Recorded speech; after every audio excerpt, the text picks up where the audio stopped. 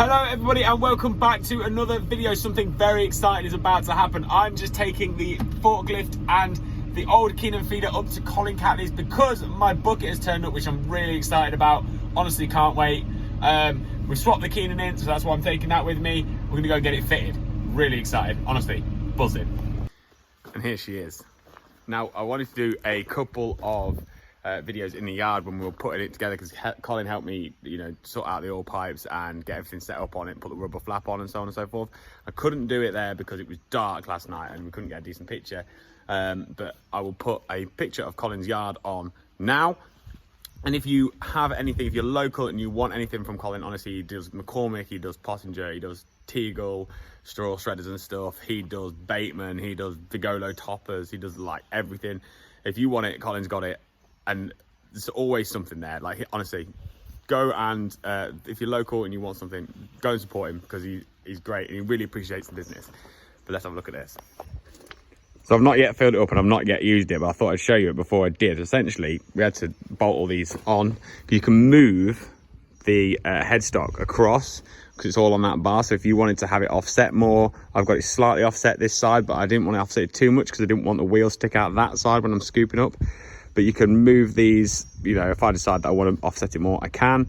Obviously the oil pipes go up there and I've got a little oil pipe holder. Now, this is the inside, and inside here is like this coil, and this coil has the spiral going one way and spiral going the other. So when you mix it and it turns, it just mixes everything together. It doesn't shove it all at one end. It brings it all in and shoves, it takes the center in one this way and then the top of it that way and so on and so forth, and just stirs it all up. I think this holds 2,000 litres. It's 2.5 cubic meters. This is a big old bucket. This is going to feed some serious cows. Now, we put this flap on last night.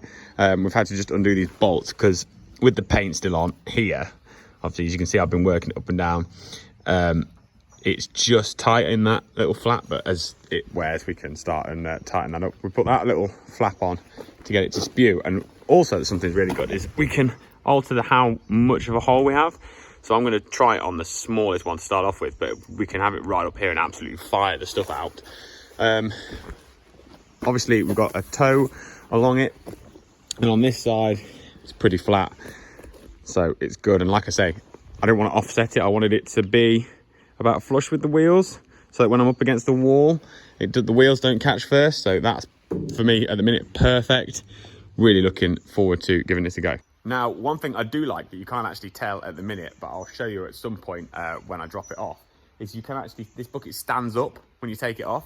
So I could put it underneath the mill and mill straight into the bucket if I wanted to, which is really, really good. But also you can just put it down like a normal bucket on this bottom. So yeah, you can see these sort of stand legs here and one on that side. So you can just stand it up. I didn't realise that was how it was going to be. Emily do what I think you call it a tank mixer, which is very similar, and that just stands up, you can't scoop with it. So I thought that you would only get the tank mix that stood up, and this one would just be like a bucket, but it's not. This one stands up and is like a bucket. So if you're looking at one of these, get yourself this one because it does both jobs. So the reasons for buying the Emily bucket. We used to use a Keenan feeder, and you'll have seen it at the beginning of the video, and I was taking that in as part exchange. Now, Keenan feeder is a brilliant bit of kit if you want to do TMRs, which are total mixed rations, which is essentially where you put all your silage in, you put all your cereals in, any compounds, anything you want to put in there, minerals, whatever. It mixes it all up in a massive tub, and you can feed it straight out of that. And they work really well for that, but not for us moving forward. We need to do something a bit different. So we'd had that Keenan for, a long time, probably when I was in primary school. And it's past its best, really. It was an old 4-paddle machine. They moved to a 6-paddle machine because it created a better mix. And essentially, we only really used it for mixing up dry cereals. We used to do clamp silage years ago when there was more staff. We had our own little forager, which we've actually still got, it's down in the shed. But we lost a few staff. We decided to move away from it because it was a bit easier when it's just me and Dad to go out there with the baler, which we already got, and the wrapper, which we've already got, and go and do our silage as and when we want to. So doing bale silage works really well for us, and it didn't really suit the Keenan system. We used to grow fodder beet, which we now don't grow because it was destroying our soil structures. And essentially, because we moved away from that, we don't need the quinoa anymore because we're not mixing anything in it. All we're mixing up is our dry cereal, and it just seems like a big expense to have quinoa and a tractor and everything else running when we don't need it. It's just, there's just too much stuff, too much maintenance, too much to go wrong, and it was just bulky. It didn't really work for us, and that's where we decided to look at something different. That's why we bought the Emily bucket. So as an example, just to show you how it stands up on its own, I've got it stood on a couple of 9-inch blocks at the minute, and I'll show you why. But essentially, that's now stood underneath the mill, which is up there. I'm milling whatever I want to put into my mix straight into the bucket, and then I can just fill the bucket as I want it. And I've got some milled beans to put in there, and I've got some compound mix to go in there as well, like a mineralized cake and a bit of molasses. And I'll mix all that up, and I'll show you how it all works in a second. But I'll just show you why I've got it on the block. Essentially, it has this rubber flap on the side. Now, there's a lot of videos with these Emily buckets and they don't have the rubber flap, so you don't have to put it on. We just have it on because it helps us feed over some of the troughs. And I put those blocks underneath there, essentially just to keep the rubber flap so that it's not crushed on the floor. It's a super thick rubber flap. I mean, you can see it's like a 10mm flap. So it's not going to break, but it's just us being as anal as we normally are about things. We just wanted to not have it crushed. I'm sure it'd be fine if you didn't put it on anything. You could put curbstones or whatever, but sleepers, that's why we did it. Something else that's really cool with this bucket is that when you're mixing, you can turn this little tap and it stops that ram working there. And that ram works your door on the side for feeding out. It's really good because you can essentially then use the two-way auxiliary, so you can mix it both ways.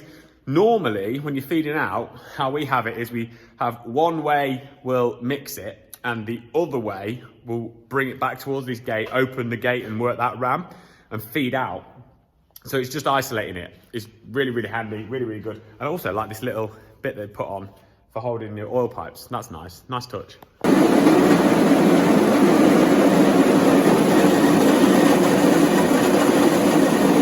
So now I've mixed all of the bits and pieces into the bucket. So we've got our barley and our oats from the mill. We've got our beans we'd already milled.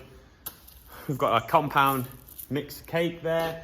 I've put a bit of molasses in as well. So what the plan is now, as I'm hoping to be able to rig this camera up so that you can see how it mixes before I tip it out.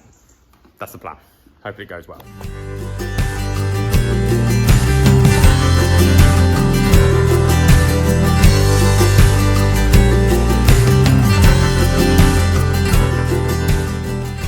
Once we are all mixed up, we have a finished article that looks a little bit like this.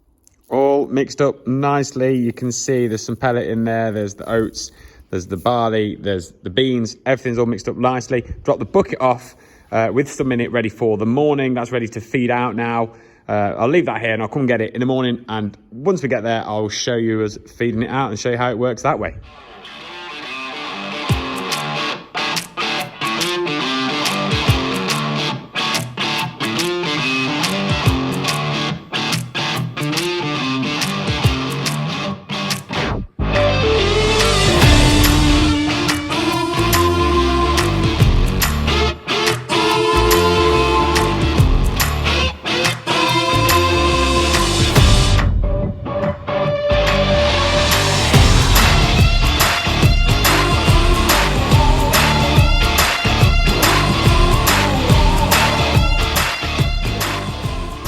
Just so you've got a bit of an idea how the whole system works, I'll run you through it. Essentially, the auger bucket is zero to this machine. It's got a little, you can just see the logo there, that is the auger bucket logo.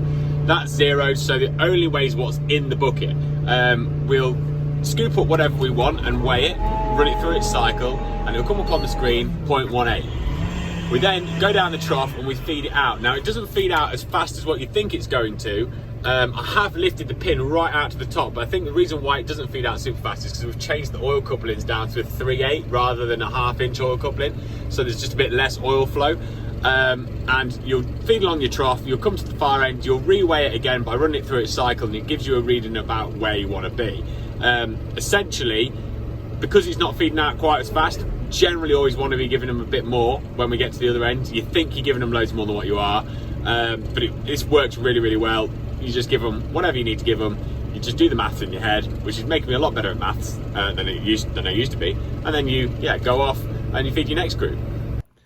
So as you've just seen, it is an absolute doddle to fly around with this machine and just feed 2 different rations, the growing ration and the finishing ration, in probably 10 minutes, including swapping between rations, which if I've got the Keenan, if you can imagine, you'd have to empty the Keenan out, then refill the Keenan, and you could, do your second mix to do 2 days, so it did the first feed the next morning, then you'd have to empty it again and fill it again for the next day, and it becomes really time consuming. The idea of now having this bucket is that one person could, in theory, do all of the feeding. So if something happened to one of us got knocked up, or even like at the minute where Dad is out in the morning moving cattle around because we've still got cows out at grass, I can do all the feeding of the young stock in the yard and we're done for breakfast time. So we can be done for just after 9 o'clock, which is ideal. But then when all the cows are in, essentially Dad will be in the yard with me as well, and we'll be done as fast, if not faster, because someone's going to be doing this while the other person's feeding up and bedding up with silage and so on and so forth. So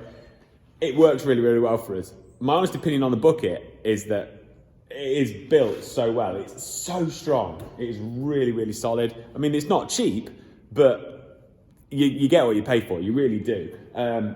It mixes really, really well. The mix is as good as it was when we were mixing up with the Keenan. It's as quick as mixing with the Keenan, if I'm honest. It's genuinely a rock solid bit of kit. When you look in here now as well, I mean, there's a bearing at that end, there's a bearing at that end. There's obviously a motor on it.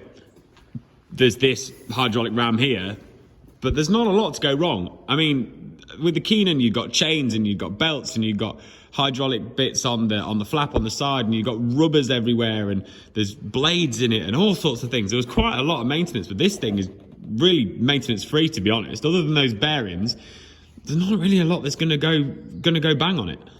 As you also saw in the videos when I was feeding out, you'll have noticed that it leaves a really nice stream of corn down the trough. Whereas when we had the Keenan, what we found was, because we weren't putting silage in the Keenan, we'd get a sort of a glut come through at once, and you'd end up with a pile in the trough, and then a gap, and then another pile, and another gap. And it just could lead to issues if you weren't careful, if it wasn't managed well.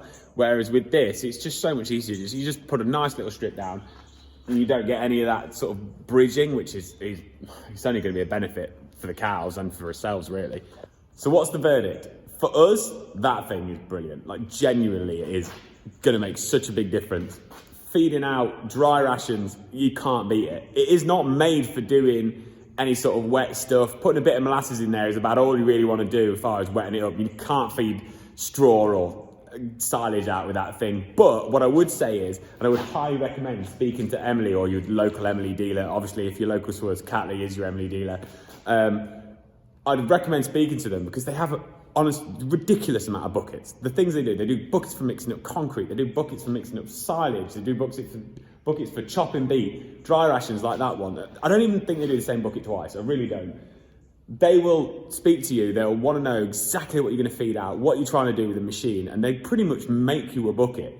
Can't recommend them enough. I think we had about 12 weeks waiting time. We ended up waiting about 15 weeks, but obviously at the minute things are difficult. But yeah, they were pretty on it with their lead times and everything. Well worth it. Solid bit of kit. Would 100% recommend. If you want something to do what we're doing, or any kind of bucket for feeding cows, if you don't want to go down the mixer wagon route, get in touch with them. You won't be disappointed. And that is it for another week, guys. Thank you very much for watching. I'd really appreciate it if you'd give me a like and a subscribe. And next week, we've got quite a bit going on. There's a few things I want to show you on the farm that we've been up to. And we're also PDing cows, which is a bit of a nerve-wracking time.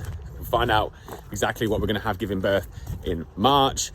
But yeah, there's going to be quite a lot going on. So I might have to do a couple of videos. But until then, wrap up warm, because it's bloody freezing out here. And stay safe. See you soon. Bye.